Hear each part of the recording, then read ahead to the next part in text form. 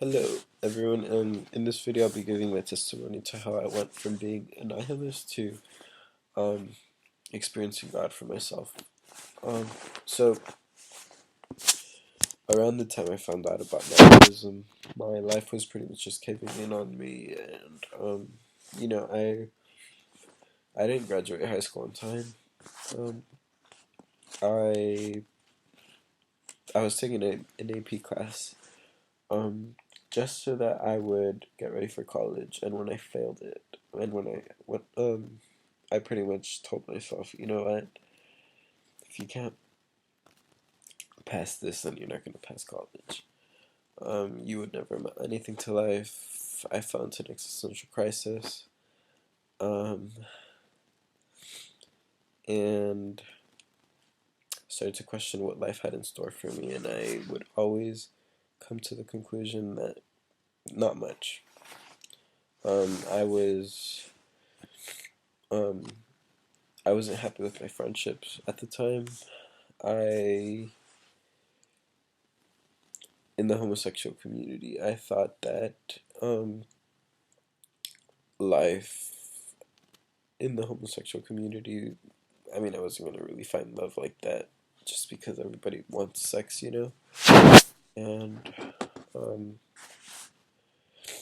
I thought life has nothing to offer. So pretty much all I thought about was suicide for like the past couple of years of my life. Every year, I mean, every day. But my mom, she got cancer um, back in January 2013, I think it was, yeah.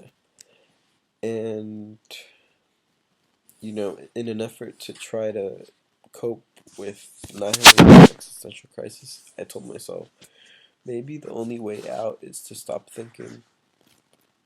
Maybe the only way to cope with it is to stop thinking. And I decided to try to do that. And um, that was pretty much my biggest error. Because I became extremely self centered and histrionic.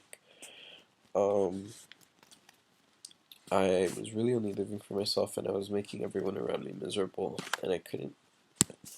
When my mom was diagnosed with cancer, I never really prayed for her to get better.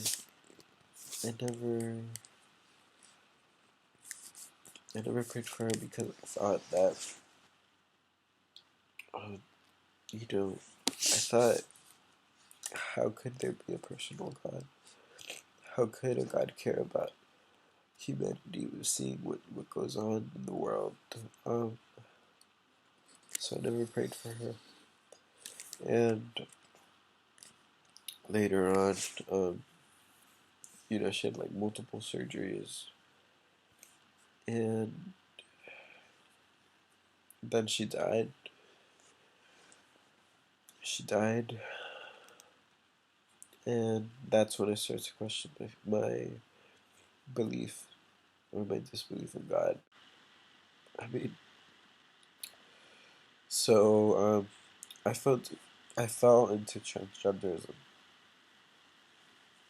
um, looking for a reason to live, looking for love, looking for meaning. Um, I was just desperate for change in my life. I wanted, I saw no future for myself, being me. So I decided I gotta try to be someone else then. I gotta try, I knew that taking hormones would change my life drastically, give me a hope. So I decided to look for hope there, and um, I thought that outside of transgenderism, I'm dead. That's that's the end of me. But I never really took hormones. I never really, it was just a thought that was stuck in my head. but I decided not to do that while my mom was, struggling, fighting for her life. When my mom died, um, when my mom died, I actually started going to church with my dad every, I think, Thursday on a weekly basis, out of respect for him and his beliefs, just to accompany him. So I started to go to church every Thursday with my dad, just out of respect for him and his beliefs. And pretty much every time I went to church, it was like I could directly relate to what the priest was saying in the sermon. Um, I could directly relate it to my life, that time in my life. It was like my life and the sermon like synchronized. Um, and I mean, the first couple times I was just kind of like, I was like iffy about it, but I mean, it became extremely clear that it's not, it's not, um, the priest who's talking in the sermon. It's really God. It's really God who talks in these sermons, and that's when I had, well, that's one of my experiences with God. And I mean, I've had experiences, um, you know, God doesn't talk in every church. Um, One of the reasons why I became an atheist was because I went to a church where they performed a fake miracle on my sister. Um, she has fibrous dysplasia on one of her legs that pretty much caused one of her, like, the leg to stop growing. And in front of a camera, the priest literally just like faked the miracle by like pulling her leg back and saying that he cured her, whatever her condition, and he lengthened her leg, whatever. And now I really just see that God really doesn't talk in every church, but He is out there. He does. You have to seek Him out. You have to you have to ask Him for answers. I've had experiences with God where I'm actually asking Him for something. I'm asking Him for a certain knowledge or a question about my life, and I mean, mind you, I didn't really know anything about I didn't really read the Bible at any point in my life, so I just kind of randomly opened the Bible, and my eyes could really only focus on a certain verse, and it became clear to me that it's God who's talking to me through the Bible. It's not. And it wasn't my mind making anything up because my eyes could only focus on a certain verse. Um, what else? Yeah. So I really, looking at it, I really wasn't expecting the Christian God to be the true God, but he is. One of the nihilism really did to me was it like destroyed my instinct to live. Um, every day I thought about suicide multiple times, and I mean, I watched God bring me out of that. I watched Him bring me out of my OCD. Um, faith is faith isn't what you think it is. It's not a coping mechanism when you are made for God. That's why everybody says ignorance is bliss, because we are made for unity with God. And that's why we are most happy when we are, fulfilled. That's why we go through existential crises. And when you look at it, there was once a time where we thought that the world was flat and that we were the center of the universe. And the stars and the moon and the sun really do seem to rotate around us. And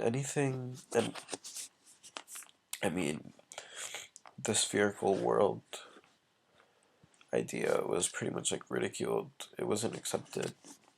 And it took looking outside of these commonly accepted logics to understand that the world, in fact, isn't flat. Although it seems that way, it's not.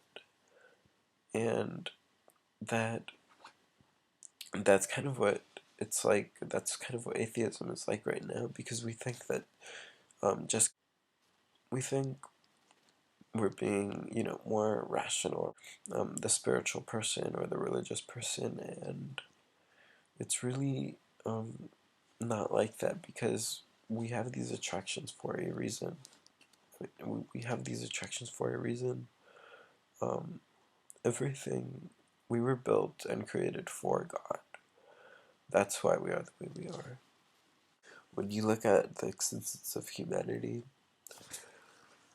pretty much every area of the earth, in every area of the earth, they have always come to the conclusion that God, innately, we have known of God without really a lot of rationality in it, without a lot of, you know,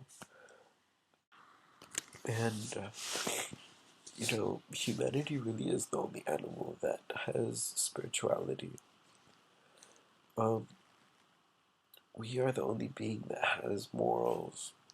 Um, as an atheist, I thought humanity just wants, they think, like, for some reason we think we're, like, special or something. And I've come to terms that, in the Bible it says we're created in the image of God. That means, intelligence. That means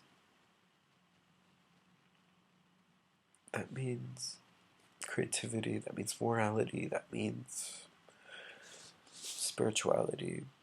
Um,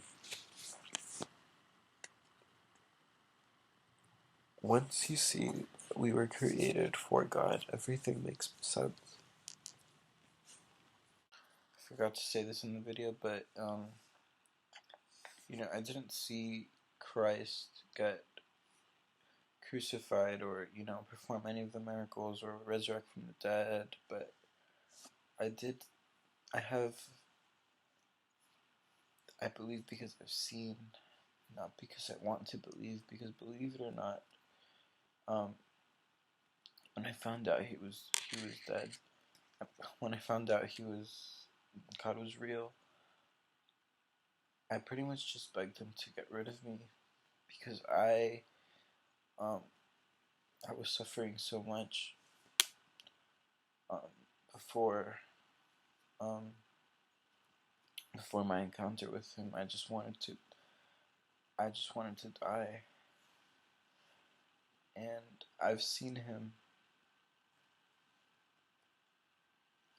act in my life. And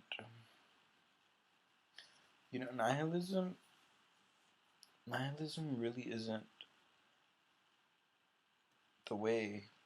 you know um Nietzsche died at 44, a really young age. He went crazy. Um he never recovered, and he ended up dying 10 years later, and he never really regained sanity. And 44 is really young. The further you get from God, be it spiritually, morally, more intellectually, the harder life is going to become.